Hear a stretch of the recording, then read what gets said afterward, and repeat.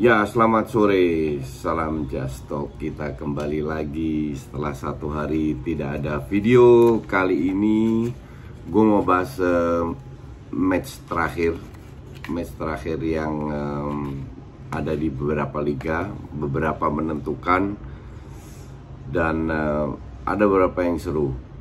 Oke, kita lihat di Ligue 1 penentunya masih Lille harus menang.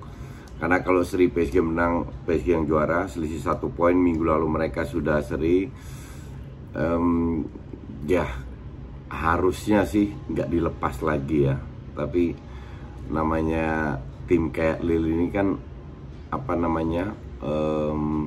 mentalnya belum teruji. Satu tim, bukan individu, tapi satu tim mentalnya seperti apa. Kalau ada 2-3 pemain yang nggak perform, ya selesai juga ini barang. Nah, itu yang jadi masalah. Tapi kalau nggak lepas, wah berat ini untuk bisa jadi juara lagi. Dalam arti peluangnya nggak akan selalu datang. Sementara PSG harus ngaca. Kok bisa tim seperti Lille kemungkinan bisa menjadi juara? Kalau gue bilang sih karena skuadnya PSG itu nggak imbang. Skuadnya itu banyak sekali pemain mediocre yang nggak layak main di Lille. Dan gue selalu bilang ini karena dirteknya juga nggak jelas, pelatihnya juga sering gonta-ganti. Maka dari itu pelajaran buat PSG bahwa kalau mau bikin tim yang hebat itu dari segala lini harus top, bukan hanya cuman 4, 5, 6 pemain seperti sekarang. Kita ke Itali, siapa yang masuk 4 besar? Juve, Juve akan ketemu, let me see, ketemu siapa Juve ya? Ntar gue cek dulu. Juve ketemu nggak terlalu berat kalau nggak salah. Matches yang jelas Itali, Atalanta ketemu itu, Bolonya ketemu Juve. Gue bilang Juve menang. Oke, Juve menang, cuman gue nggak yakin bahwa si AC Milan ini bisa menang lawan Atalanta. Napoli ketemu Hellas Verona kemungkinan besar juga menang. Berat. Gue nggak ngelihat Milan bisa menang lawan Atalanta, dalam arti bukan berarti nggak bisa menang, ya bisa-bisa aja. Tapi Atalanta ini kan lagi on fire, walaupun kemarin kalah di final Coppa, tapi dari 5 liga terakhir mereka sekali seri 4 kali menang. AC Milan sekali kalah, sekali seri 3 kali menang. Nah, Milan ini kan kalau nggak lolos Champions League, ya gue nggak tahu siapa yang harus disalahkan, apakah Pioli ataukah pemainnya nggak punya mental, karena mereka berbulan-bulan berada di ranking 1 dan seperti yang gue bilang, mereka akan turun ke bawah dan terbukti turun ke bawah. Karena gue nggak ngeliat di momen-momen tertentu, kalau gue bilang they fail, mereka gagal, bener-bener gatot di momen-momen tertentu untuk bisa meraih kemenangan. Jadi ya prediksi gue sih Juve menang, Napoli menang, Milan seri. Karena Atalanta dari sisi permainan, dari sisi strategi ya, untuk gue yang terbaik yang berada di Serie A. Hanya memang kembali ke kualitas pemainnya. Nah, tapi mereka harus diapresiasi bahwa mereka udah masuk Champions League. Bukan berarti mereka gampang leha-leha dilepas. Enggak juga, enggak gitu juga kali. Jadi untuk gue sih Milan seri, Juve Napoli menang. Untuk fans Milan semoga gue salah, tapi kita lihat lagi. Oke? Terus kita ke Jerman, gak ada yang menarik. Ke La Liga. Nah, La Liga ini seru. Valladolid ketemu ATM. Oke? Valladolid ketemu ATM. Sementara itu hari ini loh, Valladolid ketemu ATM dan Real Madrid ketemu di kandang, ketemu Villarreal hari Rabu akan main final. Jadi gue nggak yakin apakah mereka menurunkan full tim Kalau gue jadi Emery, akan gue simpen beberapa pemain penting karena final UEL jauh lebih penting daripada Liga. Pentingnya kan untuk Madrid. Dan Madrid tahu mereka nggak boleh, apapun hasilnya mereka nggak boleh kalah. Kalau mereka menang pun belum tentu jadi juara. Jadi kalau gue bilang sih Madrid menang ya. Sementara Valladolid itu masih bisa survive dari La Liga, tapi mereka harus menang ketemu ATM. Dan kita tahu ATM ini selalu kesulitan ketemu tim parkir bis. Kemarin lawan RC kalau nggak salah, atau Eibar, lupa gue. Itu mereka unggul 1-0. Gue cek aja, gue selalu lupa lawannya siapa nih, bentar. Mereka unggul tapi lawannya dapat penalti, cuman nggak masuk di menit-menit terakhir.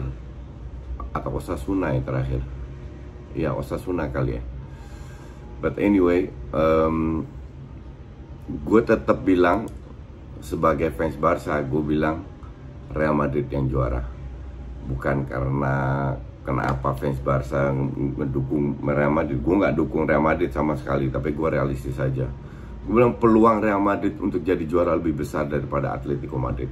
But kartu ini kan ada di tangan Atletico Madrid. Mereka yang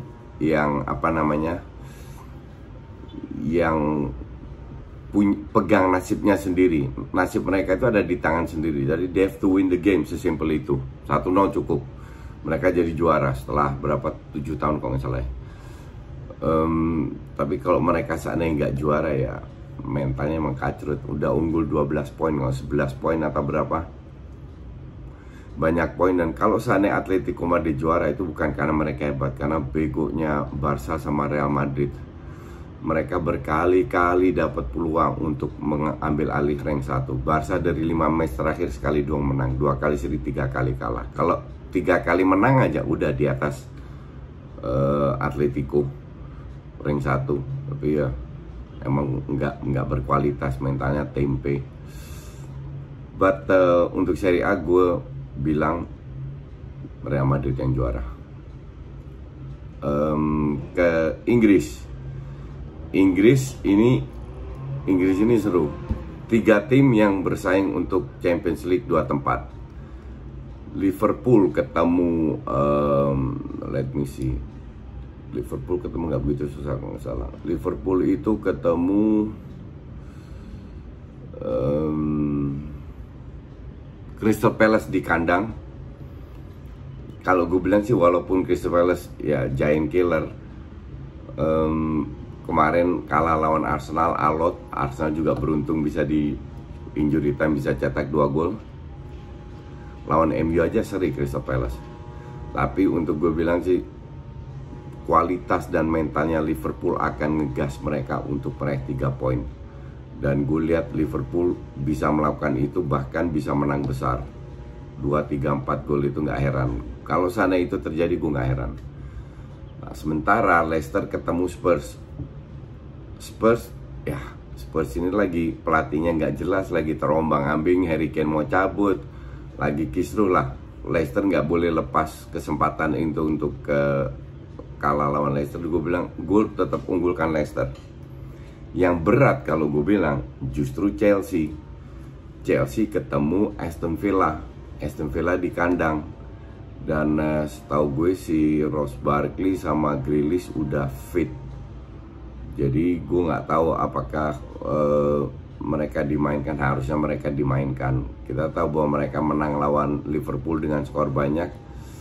Setelah itu agak turun sesuai dengan kualitasnya lah. Tapi mereka bisa, mungkin nggak, Aston Villa nggak mengalahkan Chelsea. Tapi kalau seri pun Chelsea bahaya. Kalau kalau seandainya Chelsea seri 67 poin dapat 68, Liverpool menang dapat 69, Leicester 69, selesai juga itu Chelsea. Jadi harus menang. Mereka main lepas. Kalau dari sisi kualitas sih jelas Chelsea ya. dari sisi permainan juga Chelsea. Cuman Chelsea ini yang jadi masalah kan kalau gue bilang finishingnya kalau gue bilang sih buruk ya Chelsea ini. Terlalu banyak peluang untuk bisa cetak gol, terlalu banyak. Tapi kalau mereka bisa memanfaatkan sedikit celah harusnya sih bisa menang. Sementara kalau kena counter itu yang membuat bahaya. Dan kipernya Chelsea ini kan nggak konsisten, mau Mendy ataupun Kepa. Jadi dari 3 match itu gue bilang ini yang paling berat, Aston Villa lawan Chelsea. Tapi kita lihat besok, itu mainnya besok ya, seperti apa serunya. Spurs kalau kalah Arsenal menang itu bisa nggak lolos Piala Konfederasi, malah ini namanya tuh nggak ngerti lah gue, atau UEL, but anyway nggak ada jaminan. Gue sih pengen lihat aja permainan, kemungkinan besar gue ganti-ganti atau gue lihat 3-3-nya siapa yang bermain lebih bagus. Tapi gue akan lebih fokus ke Aston Villa Chelsea. Oke? Thanks for watching, kita tunggu lagi reviewnya.